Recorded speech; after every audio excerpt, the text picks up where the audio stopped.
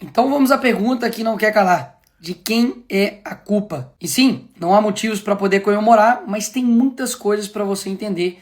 Isso vai fazer toda a diferença. E diferentemente do outro lado, eu não preciso inventar para poder te explicar quem é o culpado disso. Basta eu ler a carta do Trump. E começa citando Jair Bolsonaro e diz: conheci e lidei com o ex-presidente Jair Bolsonaro e o respeitei profundamente, assim como a maioria dos outros líderes de países. A forma como o Brasil tem tratado o ex-presidente Bolsonaro, um líder atualmente respeitado em todo o mundo, durante seu mandato, inclusive pelos seus Estados Unidos, é uma vergonha internacional. Esse julgamento não deveria estar acontecendo. Trata-se de um caça às bruxas que deve acabar imediatamente. Ou seja, o Trump deixou bem claro no primeiro parágrafo da carta que a culpa não é do Bolsonaro, a culpa é de quem está perseguindo o Bolsonaro. E piora, em parte devido aos ataques insidiosos do Brasil contra as eleições livres e os direitos fundamentais à liberdade de expressão dos americanos, como foi ilustrado recentemente pelo STF, que emitiu centenas de ordens secretas e ilegais de censura às plataformas de mídia social dos Estados Unidos.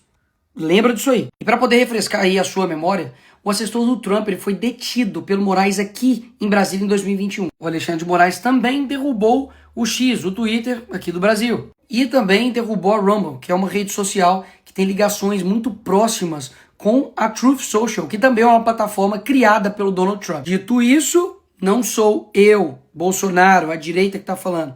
É a carta do Trump. Ela continua. A partir de 1º de agosto de 2025, cobraremos uma tarifa de 50% sobre qualquer produto brasileiro enviado aos Estados Unidos. Ou seja, devido à perseguição, nós vamos cobrar essa taxa. Mesmo depois de uma carta tão clara e transparente, a esquerda quer dizer que o culpado não é o presidente da República, mas o Bolsonaro, que nem presidente é. Será mesmo? Vamos ver. Lula, antes mesmo das eleições, já falava que o Trump era nazismo com outra cara e chamou ele de desumano. O Lula deixou navios de guerra do Irã atracar aqui no Brasil, mesmo os Estados Unidos fazendo pressão contrária. O Alckmin, que é vice do Lula, participou de um evento do Irã ao lado do líder do Hamas e outros 3 líderes terroristas. Voltou até a exigir visto para os cidadãos dos Estados Unidos para entrar aqui no Brasil. Foi destaque no mundo inteiro quando comparou as ações de Israel a Hitler. Ou seja, atacando o principal aliado dos Estados Unidos na guerra entre Israel e Irã. E aí o que o Lula esperava? De que essa conta nunca ia chegar? Ela chegou e muito cara. Mas ela tem um motivo, como vocês viram. Não foi do nada. Mas existe uma forma de resolver isso. No fim da carta do Trump ele fala: essas tarifas podem ser modificadas para cima ou para baixo, dependendo da nossa relação com o seu país. A solução está na mão do governo. Basta ter um mínimo de relação diplomática com uma nação importante, que é o caso dos Estados Unidos, parar de perseguir seus opositores aqui no Brasil, dar uma maquetada no STF para ele ficar no canto dele, que as coisas vão ser resolvidas. Caso contrário, Lula, você vai ferrar todo mundo. Ou vocês acham que isso daqui é fazer diplomacia? Eu não tenho medo de você, inclusive. Boa! Fuck you, Elon Musk. Vou usar o termo vira-latas depois de jornalistas perguntar sobre Lula e Trump. Trump disse que vai anunciar a tarifa contra o Brasil. Ah, é bom lembrar que até esse momento aqui, a tarifa estava em 10%. Calma aí que nós não chegamos nem na melhor parte do vídeo. Vai por mim. A resposta do Lula para tudo isso foi essa. Se ele vai cobrar 50 de nós vamos cobrar 50 dele. E o que isso vai resultar?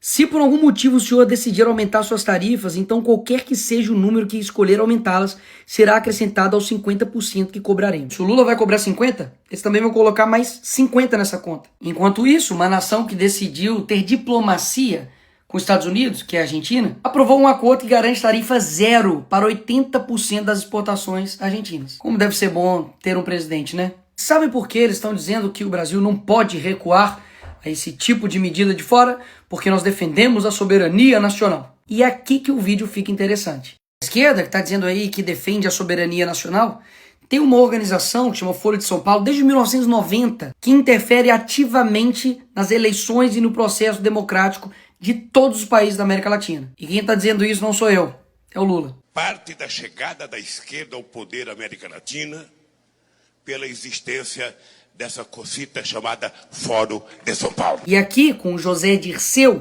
amigo do Lula e mentor do PT, deixou as coisas ainda mais claras. Nós já lutávamos por isso e já trabalhávamos por isso, inclusive porque nós criamos o Fórum de São Paulo, que lutava para isso, Depois criamos ainda um grupo de Marbella, que é o nome da cidade, do hotel onde nós fomos no Chile, que se reuniu. Todos depois foram eleitos presidente da República. Todos foram. Todos. Então quer dizer que os Estados Unidos não pode aplicar uma sanção em defesa da liberdade, mas eles podem interferir em todos os outros países da América Latina para poder implementar, literalmente, ditaduras. E pausa. Quem é pior? Um país que taxa o outro país para poder defender a liberdade de outro país? Ou um país que taxa o seu próprio povo para poder bancar um governo? E aí? Quem é pior? Lula pede ajuda à China para regular redes no Brasil.